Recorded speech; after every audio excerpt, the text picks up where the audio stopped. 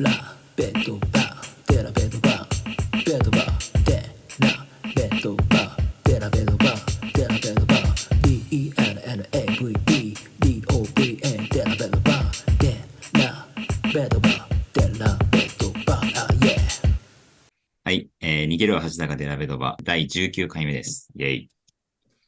このポッドキャストでは、アメリカのプロバスケットボールリーグ NBA で活躍するあまりスポットライトの当たらない選手だったり、あとは僕の好きなシューデラベドバ選手や彼の仲間である、オーストラリアのバスケット選手たちにスポットライトを当てていく、番組になっています。今回はついにオーストラリアのバスケットボールプレイヤーとして、素晴らしいゲストに来ていただきました。So, I want to introduce the Mitch McCarron from the Australian Boomers. So welcome to our podcast. Hey guys, thanks for having me on. Yep. So this is actually I'm a huge fan of the Boomers from I think the Rio Olympic Games. So then I also following the Australian players in NBA and NBL, and also recently we have a lot of the B leaguers.Japanese domestic league. So, and of course, I following you. And it's something like I'm in a dream. So, this is my dream to invite Aussie players for my podcast. So, I want to say thank you again, and I'm so appreciative. No problem. Thanks for the opportunity. そして今日はちょっと特別に以前ゲストにも来ていただいた大西玲央さんに通訳をしていただきます。玲央さんお願いします。よろしくお願いします。玲央さんはご存知の方も多いと思うんですけど、馬場雄大選手がメルボルンでプレーした時に試合実況とかをされていて、でその時にミッチ・マッキャロン選手もいたってことで、ちょっといろいろわかるし英語も喋れるしってことで、声をかけさせていただきました。So first,I want to introduce yourself for the listeners in Japanese. Okay. ミッチ・マッキャロン選手は、オーストラリアの、アリス・スプリングス出身の、ガードで現在、30歳です。で、2010から2012年まで、AIS オーストラリア国立スポーツ研究所で、トレーニングを重ねて、2012年から15年までは、デンバーのメトロポリタンステートユニバーシティで、プレーされていました。で、その後、スペインのリーグで1年プレーして、その後ケアンズ・タイパンズ、オーストラリアの NBA リーグのケアンズのチームに2016年に入団します。その後2018年までプレーした後に、スロベニアのオリンピアバスケットボールクラブでプレーして、2018年からメルボルンユナイテッドでプレーし、2021年には馬場雄大選手と、あと現在 NBA でプレーしているジョック・ランデール選手と共に、NBL チャンピオンに輝きます。その後、アデレード 36ers へ移籍して、現在もプレーしながら活躍中です。オーストラリア代表の活動もされていて、記憶に新しいのは、昨年のアジアカップで優勝を成し遂げたり、最近はワールドカップ予選で、日本と対戦経験も数多くあります。ちょっと最初に質問もらってるんで、I got a question from the listeners.RT さんから質問いただいてます。アリススプリングスってエアーズロックとかがある場所で、そこからその NBL 選手とかが生まれるのは結構珍しいかなと思うんですけど、他にアリススプリングスの出身の選手とかっているんですかっていう質問をちょっと受けてます。はい。So this is a question from one of the listeners. You're from Alice Springs. Are basketball players rare coming from that area, or are there any other players that you know of that's been from where you are? Yeah, it's a pretty remote area. Obviously, it's in like almost right in the middle of Australia. So there's not a ton of professional basketball players to come out of there. But a couple names that come to memory, Tim Duggan.Was an Indigenous player and a name that I was really familiar with growing up. And in Australia, he was kind of well known for being a good player and then also a good coach. And then someone that I think back on, and he's still playing today, is Brad Newley. So Brad Newley also spent time in Alice Springs, and his family lived there. And I actually, when I was little, running around, I used to follow Brad and play with Brad's sister all the time, playing basketball. So I kind of knew them a little bit, and I always followed Brad's career because I knew he was from Alice Springs as well. So yeah, that's probably the most famous basketball that I can think of. 割とオーストラリアの中心にある場所で、でも結構人がそんなにいるような場所ではないので、そこまでバスケットボール選手多くないんですけども、プロ選手、数人はいて、で、なんですかね、憧れてた選手だったりとかもいて、一番直近で今も活躍してて思いつくのがブラッド・ニューリー選手っていう。で、そうですね、今 NBL、今はどこだろうな。ちょっと待ってね。NBL、そうですね、NBL でプレーしていて、それこそあれですよね、メルボルンでプレーしてたのと、馬場君がいた頃はシドニーとかかな、なんか有名な選手ですね。ありがとうございます。それから、キャリアを見ると、すごいいろんなところでプレーしてて、スペインとかスロベニアとかニュージーランドで、国内だとメルボルン、アデレード、ケアンズとかでプレーしてるんですけど、今までで一番良かった街とかってありますかって質問いただいてます。So another question. So you've been all over the place. Looking back your career from Spain, Slovenia, even in Australia, you've been playing in a lot of different cities. Do you have a certain favorite city? I look at them all as very different experiences, and I love getting around different cultures. So Spain was definitely a culture shock. I think it was just really different. People were very laid back, and everyone, I thought siestas was just a bit of a cliche, nap time was kind of like a bit of a joke, but everyone really took naps. So that was a change for me, because I didn't expect that the whole country would have naps. But then I really enjoyed Ljubljana in Slovenia. Was beautiful. Really, really nice city. There's a great river flowing through it, and are really proud people about their country. So I had a great time there. So probably those are two cultures that are very different to Australia that I really enjoyed living in the cities as well. Did you get into the siesta routine yourself, or no? No, I got into the late dinners because they eat dinner so late in Spain. Everything's pushed back because they take such big sleeps in the afternoon. So I was trying to eat dinner at 5 or 6, and they were looking at me like I was crazy. You hear a lot of, especially in the NBA, they take power naps. Players take naps before games. Is that something you do, or is that something more NBA related? NBL players do. A lot of Australian guys like naps. It's pretty common. But I personally don't nap unless I'm feeling unwell. I just feel like I wake up a bit lazy, and because I don't usually nap if I'm not playing basketball, so I feel like if I then nap before basketball, I feel a bit yuck. Right. I see.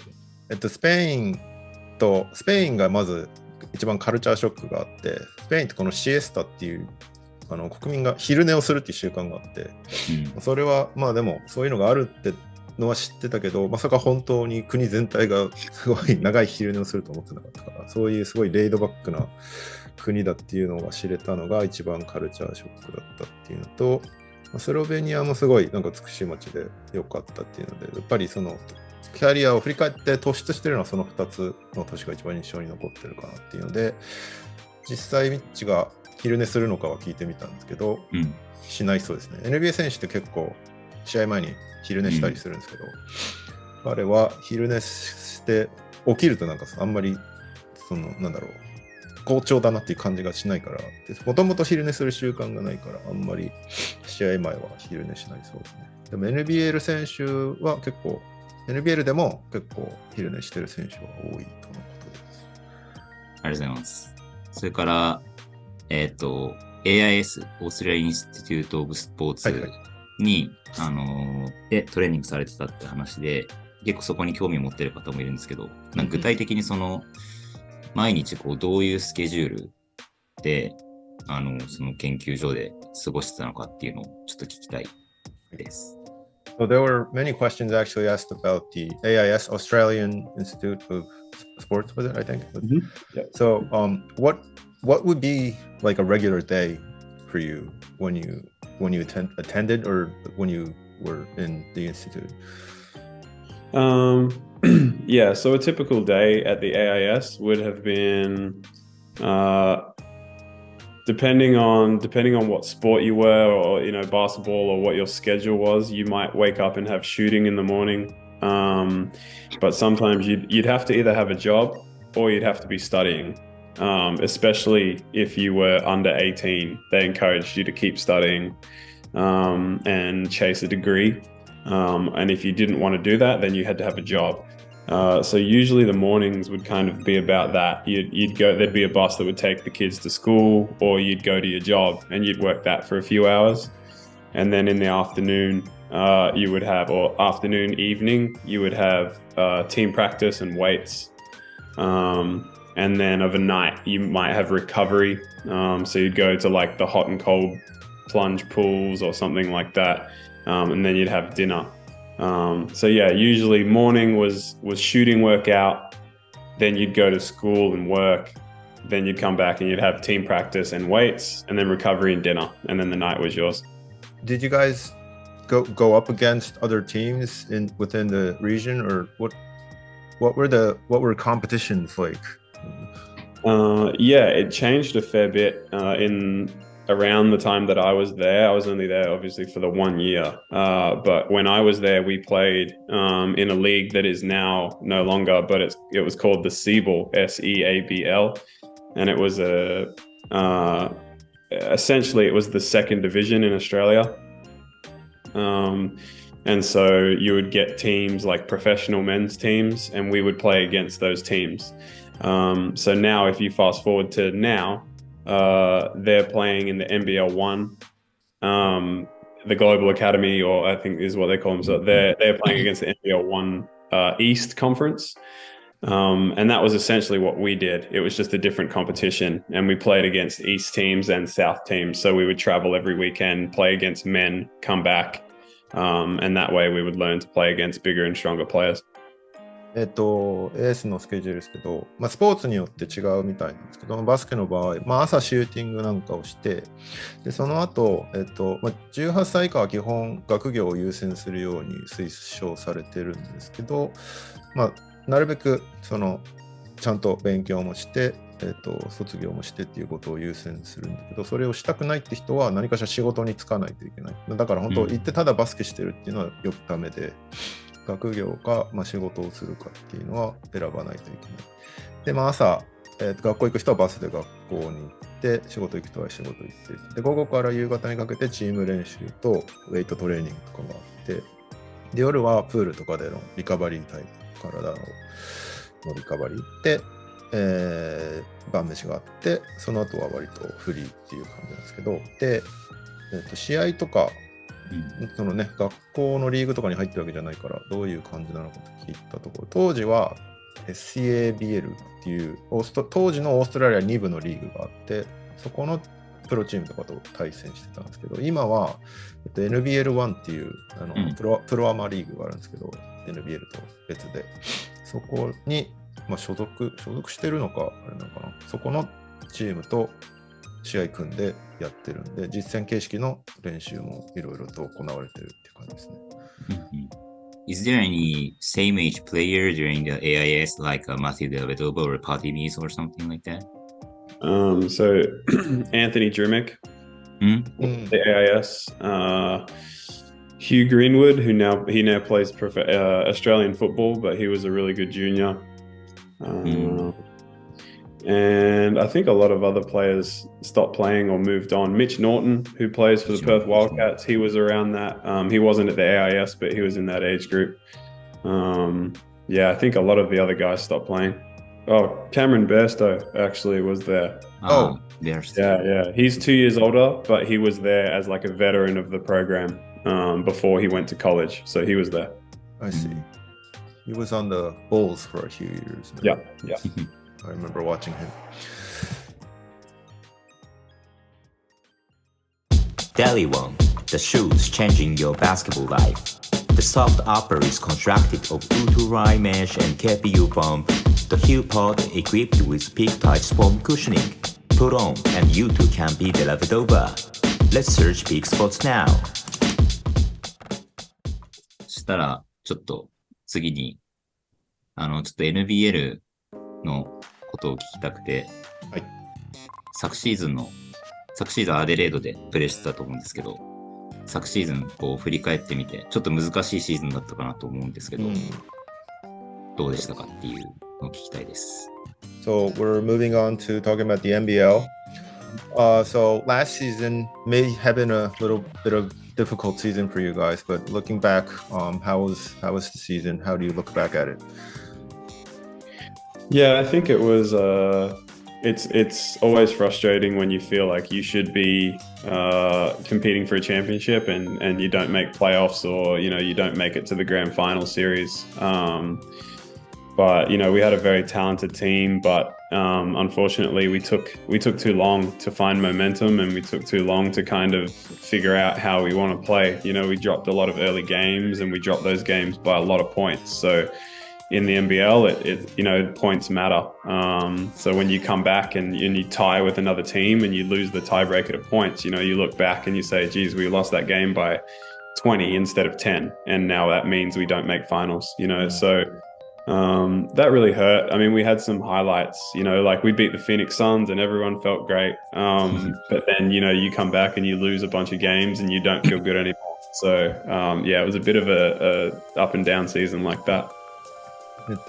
非常にね、才能あっていいチームではあったんですけど、勢いづくのにやっぱりちょっと時間をかけすぎちゃって、でそういういいチームだなって思いながらもプレーオフ出れなかった、優勝候補を争えなかった、優勝候補になれなかったっていうのはやっぱり苛立ちはあって、どうしてもそのプレースタイルの確立にすごい時間がかかっちゃって、でシーズン序盤に結構大敗することが多かったっていうのが結構後になって痛手となっていて、NBL って試合数がそんなに多いわけじゃないんで、順位で並ぶことが多いんですよね。でそうなった時にタイブレーカーで失点っていうのが結構大きく関わってきちゃうんで、それであの時に10点差で負けてなくて10点差だったらもしかしたらプレーオフ行ってたとか、そういうレベルの競り方をしちゃうので、やはり最初に結構確立できなかったのが痛いなっていうのがあります。でね、そのプレシーズンではフェニックスサンズ倒してすごい気分が高揚してたと思ったら戻ってきたら調子悪くてみたいな、その非常にアップダウンの激しいシーズンでした。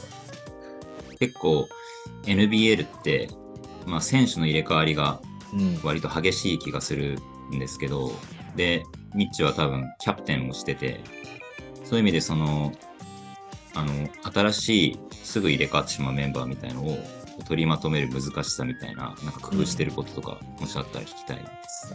So watching the NBL, it seems like a lot of players interchange a lot. I mean, like the roster gets changed over the season quite a lot during the season. So being a captain of the team, is there something you keep in mind of or you try to do to get new players to be more comfortable playing with you guys? Yeah, it's sometimes difficult when it could be injuries or it could be illness. I think since COVID was around, like it's just something that we had to deal with, like any week anybody could be out, any game, you just didn't know who was going to get sick, and then maybe they were hanging out with your other teammates, so now they're both out, like you just had no control over who was going to play that next week. And even if you felt good and you said I want to play, they still said no, you can't. So from that perspective, I think you just had to be adaptable, and you had to try and quickly update new players or quickly update teammates that hadn't been playing much to now they've got to play a much bigger role. So you've just got to try and put trust and confidence in them that they can step up. And we saw lots of different people, as you mentioned, kind of hit the floor over the last few seasons, and some of them have really shown that they deserve full-time contracts. So it's been great for them to get this opportunity that maybe they didn't get if so many people weren't unwell. So yeah, it's definitely something that every team has to deal with lately. So are you more of a vocal type of leader, or are you more of like watch me do this, learn how I do it? Yeah, if I had to describe myself as, how I would lead, I guess it would be more about not outbursts of vocals and a lot more like building relationships with people so that we can have good conversations. I'm not really like someone who's going to yell and scream at somebody and I don't really want to be in the spotlight as, I'm the big leader, look at me. It's not really my style. I'd much rather have quiet conversations and lead by example at times, play really hard, do the things that, we need to do to win, but also just having the trust between every single one of my teammates so that we can have conversations. ざっくりまとめますと、やっぱコロナのせいでいろいろと難しくなった面っていうのがあって、なんかその毎週誰がいるかっていうのが、はっきりしない時期っていうのがあったんで、なんかね、コロナになっちゃって出れないで、健康だけど一緒にいたから出れないみたいな、そういうのもいろいろあって、入れ替わりが非常に激しいっていうのは最近あって、なんで基本的にはこう順応できるようになってないといけないので、それを準備させるのはやっぱいろいろと難しいところがあって、ただそのおかげで普段だったらプレータイムもらえない選手とかがいっぱい活躍して、で契約勝ち取れるぐらい証明したねっていうのがあったりとかもしたので、いい面もいろいろあったかなっていうところもあって、でリーダーとしてどういうタイプなのかって聞いた感じでは、基本的にはこう、チームとコミュニケーションをしっかりとって、リードするタイプ、どうなってこうしろっていう風にやるタイプではないで、ちゃんと話し合ってコミュニケーション取って、でもそのプレースタイルとかでリードバイエグザンプルっていうんですけど、お手本になってこういう風にしてねっていう風に見せることもあるけど、基本的にはコミュニケーションを大事にしてるっていう話です。ありがとうございます。なんかさっきの国の話に似てるんですけど、結構いろんなリーグを多分経験してて、なんかミッチから見たその NBL ってなんかどういう特性のリーグかみたいな、なんかよく早い展開を好むリーグで、そんなにこうサイズが大きいビッグマンとかいっぱいいるみたいな感じっていうよりかは、そのトランジションとかそういう展開が早いバスケみたいなのをみんなやるみたいな話をよく聞きますけど、なんかミッチから見てオーストラリアの NBL ってなんかこう特徴としてはどういうバスケだっていうのが印象があったら聞きたいです。はい。So you've played through various leagues, and so what are some characteristics of the NBL through your eyes? Like there's talks of NBL being more, I think it's a really fast-paced game because it doesn't have that many like 7-footers rolling around, more transition-based. But what are your thoughts of the NBL? I think as of now, like it obviously, like every league, it goes through its trends. When I first arrived to the NBL, it was a little bit more, there were more bigs that were traditional bigs, like Angus Brandt types bigs that were going to bang and bang and bang, and every possession you were going to get hit. And there's much less of that now. There's a lot. I think a lot of teams have gone with versatility and shooting over true size.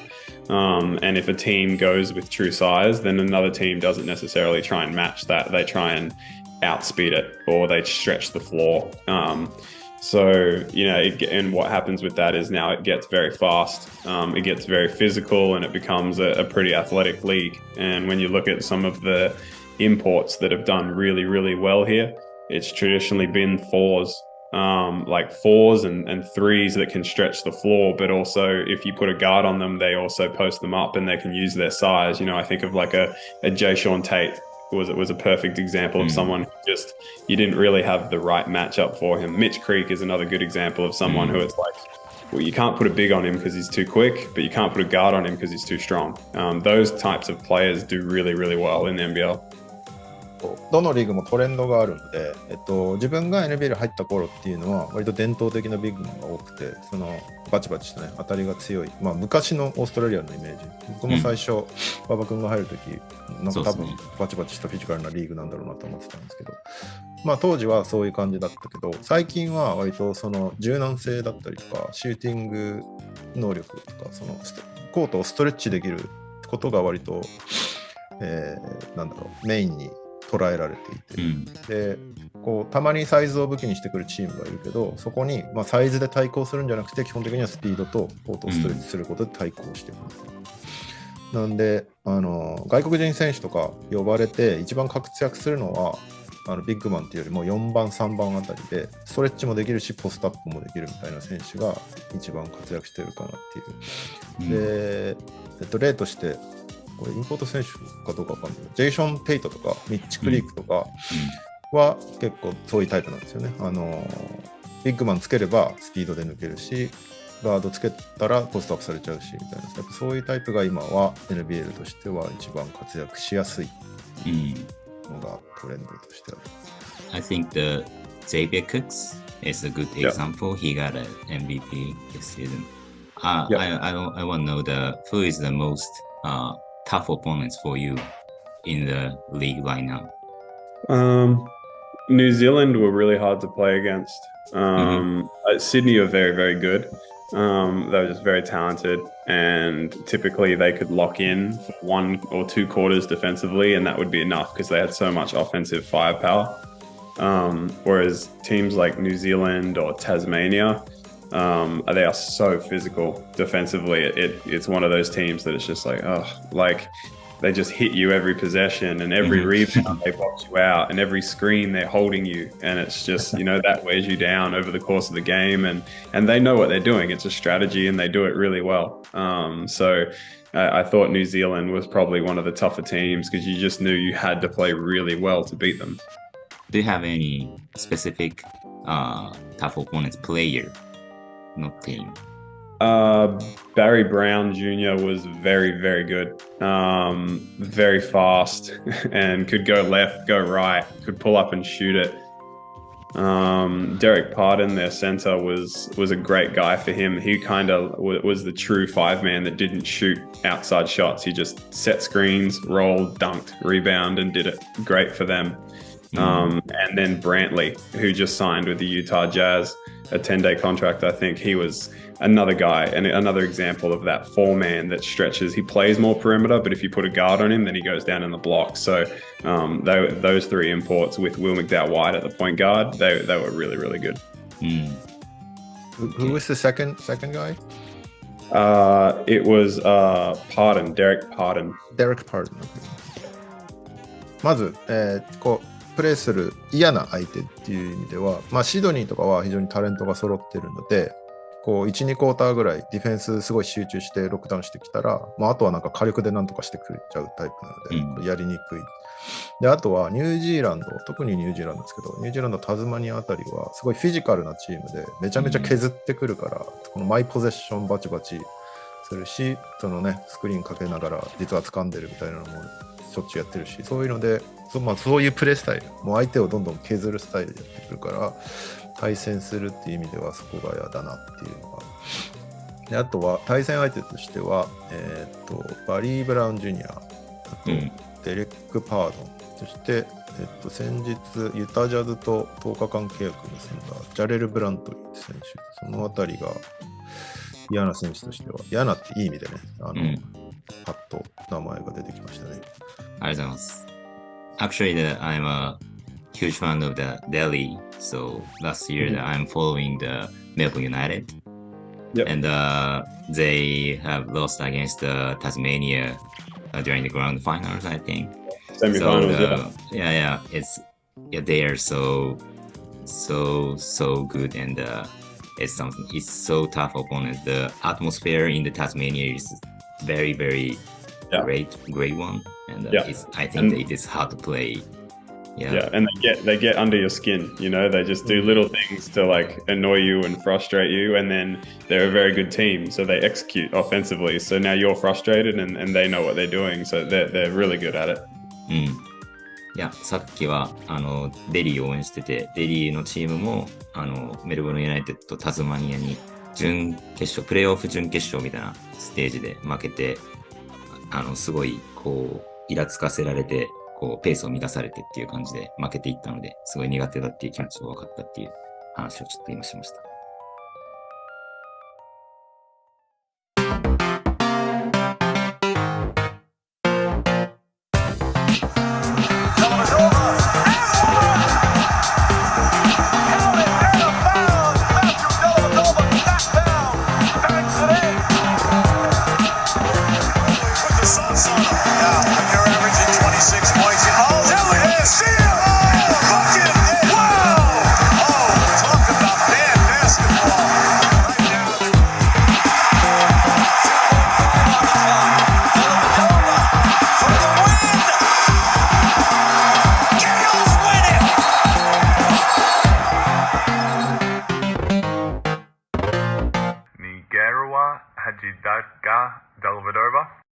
そしたら、あれだ、プレシーズンマッチで、去年は NBA で2試合、サンズと OKC でプレーしたと思うんですけど、その時にこう、実際に NBA の選手、例えばクリス・ポールとかジョシュ・キディとかと対戦してみて、なんかこう、どういう感覚でした？結構通用するなみたいな、そういう感覚を受けたのかなって、傍から見ると思ったんですけど。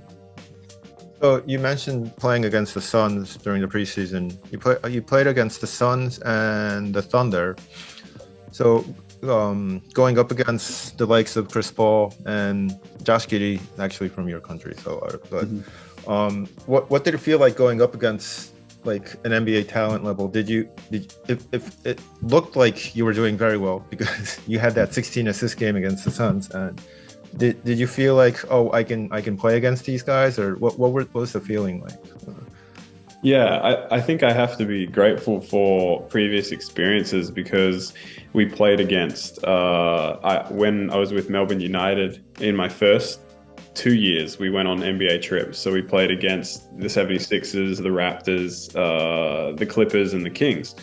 And I remember the first game against the 76ers, I was nervous. You know, I was just like, man, like these are the guys I watch on TV all the time, and they're so big and long. And I think I was a bit hesitant, and it didn't help me play well at all. And so then the next year when we went to the Clippers and the Kings, I played better. Not exactly how I wanted to, but better because I just relaxed and just trusted myself more. And this third trip, I was like, no, like this is about just having fun and not worrying about, anything else. And I think just that extra bit of confidence, and once you start to back yourself and you realize, oh, okay, like I can play too, like obviously they're some of the best players in the world, but I can still play basketball too. So, and it helps. They play a lot of drops defense, as I'm sure you know. So when you come off those pick and rolls, if you have a shooting big, you've just got a lot of time to make decisions. So, I had 16 assists, but that's just because guys made shots. It's not really my great passing. It's just our shot making ability. 過去の経験にこれはすごい感謝していて、メルボルン時代にも NBA と結構対戦してて、で初年度がシクサーズとラプターズと対戦してて、で一番最初のシクサーズ戦は本当に緊張してて、テレビで見た選手たちだなっていう気持ちがあって、でその初めて見る選手たち、でかいし長いし、なんかこうプレーにもこう躊躇しちゃう感じが出ちゃって、あんま活躍できなくて。で2年目はクリッパーズとキングスと対戦してて、そのメルボルン時代、その時はよりリラックスしてプレーできて、プレー自体はちょっとは良くなったけど、でもなんか本領発揮できたかっていうとそういう感じでもなくて、で今回の3度目、そのアダレードで行った時はもうなんか楽しもうって、なんかこれは楽しんで、もうリラックスしてやってこうっていう気持ちで行ったら、なんかより自信がついて、やれるぞっていう気持ちでプレーできてたので、すごいなんか気楽にできた。それが良かったのかなっていうのと、NBA 非常にこうドロップディフェンスしてくるんで、そのピックアンドロール仕掛けた時に、自分のチームにシューティングできるビッグマンがいると、選択肢を選ぶまでにすごい時間があるので、それを持ってなんかすごい余裕を持ってプレーできたなっていうのは。でサンズ戦で16アシストもしてるんですけど、ミッチ、それに関しては周りが決めてくれたから、別に俺のパスがすごいとかではないっていう謙虚な感じを出してましたね。ランドールとかすごかったですね。はいはいはい。So yeah, Craig Randall, he shot 21 for 13, so I guess he was on fire. Yeah, you just get him the ball. Yeah, he had a lot to do with your 16 assists. In that game, I love to watch your no-look pass, like the behind head. Yeah. I was just having fun. I think that's what I should have done the first 4 games that I played, and this trip I was like, I'm just gonna have fun. If I make mistakes, who cares? These games don't count. This is an experience for us, and I have the most fun when I'm trying to find my teammates. I'm throwing no looks. I'm playing hard. I think that's when I enjoy the game the most. So it just worked out. Was it big news back in Australia that you guys won? Because I don't think a lot of teams, overseas teams, beat the NBA teams even during preseason. Yeah, I think we might have been the second team to do it outside of America, and we were the first Australian team. So that was massive news here, which came back to haunt us maybe.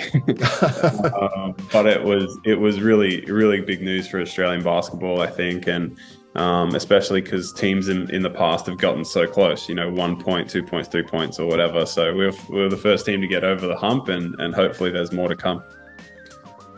It seems like the NBL and NBA is doing a lot together these past few seasons. Is that something that's been going to continue? And do you think it's really helping the country? Yeah, I think it's definitely helping the league. I think the NBA, or at least a lot of American people, recognize the strength of the NBL and the similarities in now how we play. We're not the NBA, but we also have a lot of game styles and offenses and whatever that can showcase an NBA type skill package. So, that's why you see someone like LaMelo Ball come out to play in Australia, and lots of different players in the past, because they actually get to showcase their skills. And obviously there are a lot of strong leagues across the world that they can play in, but I think the NBL has been identified as a legitimate pathway to the NBA, because clearly NBA scouts are watching. They're coming over throughout the season, and every single game, every single round, there's NBA scouts watching games. And every year there's more players going from the NBL to the NBA. So that helps us get better as well, because now players want to be here so they can get put on show as well. NBA チームを海外チームが倒すっていうことって結構レアで、そのアデレードが倒したのも確かなんか2回目とかそんなレベルなんですよね。で、オーストラリアチームとしては初だったので、今まで結構近いところまで行ってたけど勝てないっていう試合が多かったから、結構オーストラリアでも勝ったっていうことはすごいビッグニュースとして扱われたんですけど、逆にそれがちょっとシーズンとしては足かせになったかもしれないっていう話なんですけど。で、何を聞いたんだっけな。NBL と NBA が最近すごい連携して動いてる印象があったので、その辺がどう影響してるか聞いてみたところ、その NBL が結構そのプレースタイル似てるところもあるんだっていうのが、アメリカでも認知されてきたっていうのはやっぱり大きくて、でラメロだったりとかラメロボールだったりとか、NBL 通って NBA に行く選手っていうのが増えてきてるので、その NBL から NBA っていう道筋ができたっていうのはやっぱりすごい大きくて、でそういうのが頻繁に行われてると NBL でじゃあちょっと活躍して NBA に行こうっていう選手も増えてくる。でそれによって全体的にリーグのレベルも上がってくるっていう。なんでその NBL にいても NBA っぽいプレーができるんだっていうのがこう世界的に認知されてきたっていうのが結構大きいなっていう話ですね。ありがとうございます。Okay, so I wanna advance to the next about the Boomers. So recently, you're working on as a captain of the Boomers, and last year, actually you got a Asian Cup champion. So yes, 次はちょっと代表活動の話をぜひ聞きたいかなと思います。ちょっと Yeah, I got a question from the listeners. So wait a minute. すいません、ちょっとじゃあ質問読みます。はい。オーストラリア代表は、海外リーグでプレーしてる選手も多くて、試合の時期とか大会によってロスターがいつも大きく変わる。で、どこの代表でもそうなんですけど、どんなロスターでも、オーストラリア代表って割とその一貫してケミストリーがあって強いチームを保ち続けているように見えます。なので、それを保つ秘訣とか、そのオーストラリア代表がなんでその入れ替わりがあっても常に強くケミストリーが構築され続けているのかみたいな、何かチームの中で一貫した決まり事みたいのがあるのかっていうのをちょっと聞きたいです。So a lot of players are playing overseas, different leagues. So many like watching the Boomers play, a lot of the times the teams are completely different with different players. But even still, you guys have a strong chemistry. It seems like you guys have a strong chemistry and like a very strong playing style. So what are some of the reasonings behind that it seems like you guys have continuity, even though there's a roster changeover a lot of times. Is there like a basic rule that you guys follow, or how are the Boomers doing this? Yeah, it's hard to describe sometimes. I think the best way to describe it is that we're taught from a young age with Australian junior teams, and then it's emphasized even more as you get to a senior team, that playing for your country is, you know, the best thing that you'll ever do. And it's the best feeling of pride, and it's the best opportunity. And again, that's emphasized by the NBA guys that say this stuff. You know, guys like Patty Mills and Joe Ingles and Andrew Bogut, who have had incredible NBA careers, but when they play for Australia whenever they can, because to them it's the most important thing to try and win a medal for basketball further ahead. So I think because of that, it allows everybody else to understand that it's not about the individual, it's about the team, and it's about the country. And we all have our contracts in our individual lives, and we all are trying to get the best contract and get on the best team and changing cities and teams. But then when it comes to an Australian team, you put all of that aside, and it's just, you're just playing for your country. It doesn't matter how many points, it doesn't matter how many stats or whatever. It's just do your job and help Australia win. And when everybody, or when 10 people are acting that way, 2 people can't not act that way. And so everyone just learns that is playing for Australia. And anything else is unacceptable. So, you know, it's almost now at the point where you don't need to talk about it. It's just what it is. You know, if you want to play for Australia, this is the way you behave, and this is the way you play. So even during the qualifiers, you guys went through coaching changes. You guys had 3 coaches, I think, coach your team. Yeah. So I guess it's the same thing for coaches as well. Does the play style change dramatically when coaches change, or do you guys have a basic system that you just run through? Yeah, so I think while we have coaching changes, that's usually subject to their individual situation with the club team. Maybe, you know, say they're going to make finals, and the club coach says, "Oh, I might have to be with the finals," and so Dean Vickerman takes over, or Mike Kelly took over from Brian Goorjian. But they all work with Brian Goorjian, who was, you know, the head coach of, I don't know what you call like the major tournament team, you know, a World Cup or an Olympics. That coach is Brian Goorjian. And so any coach that comes in is going to go through him and work with him and talk with him about how they're going to do things. And then they might put their little spin on it. You know, Mike Kelly is different to Dean Vickerman. Dean took us for the very last series that we just had, and he said, "Oh, I want to change a few things here, but, you know, the backbone is still this." And typically that's just with offense a little bit. Defense, it's the same. It doesn't change very much. Like, we're full court, we're pressuring, we're physical, we're diving on loose balls. That never changes. So it's just more little offenses of what the coach is comfortable and which people we have playing. Wow. So it really is the country fighting for United. Wow, that's amazing. 代表、さっきの質問に対しての答えとしては、若い頃から結構考え方が叩き込まれていってて、でそのユース世代のチームだったりとかで、特にシニアチームに入ってからより強調されるんですけど、代表でプレーすることの重要性っていうのをすごい若い頃から教わっていて、でNBA 選手でさえもそういう気持ちでやってるので、そのパティ・ミルスとかジョー・イングルスとかアンドリュー・ボーガットとか、もう NBA ですごい成功してる選手でも代表でプレーする機会があれば絶対にプレーするっていう。で、国のためにバスケをする、メダルを獲得するっていうことが、国のレベルをどんどん推し進めるっていう気持ちをみんな持ってやってるから、それをまず第一に。で、個人ではなく国のためだっていう気持ちが非常に強い。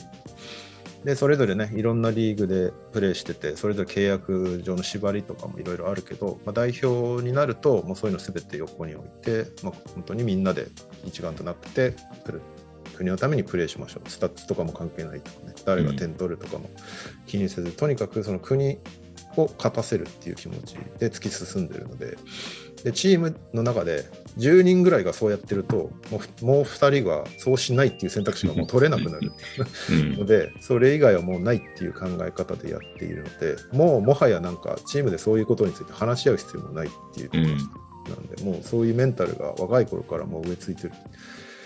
で、さらに聞いてみたのが、最近オーストラリアって3人ぐらいコーチがなんかちょこちょこ変わってて、どうなってんだろうなと思ったんですけど、どちらかっていうとそういうのってクラブ側の事情が多くて、なんかプレーオフが長引いてるから、ちょっとクラブが離れられないから、その間って違う人にちょっとコーチしてもらうとかっていうことをやっていて、基本はブライアン・ゴールジャンっていう、名将がいるんです。彼がメインで代表の指揮を取っていて、その代わりに例えばメルボルンのディーン・ビッカーマンとかが、代わりにコーチするってなったら、そのゴールジャンに一回ちゃんと話を聞いて、どういうシステムでやろうかっていう話を聞いてるので、そのゴールジャンのシステムが主軸になっている。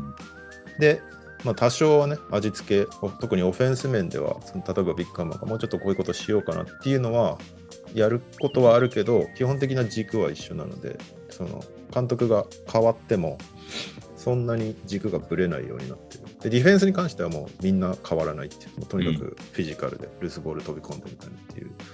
なんで、すごいね、代表が本当に、本当に国を挙げて戦ってるっていうのが分かりやすいですね。コーチ同士がそれを話し合って代わり番号でやるっていうのはすごい話だよね。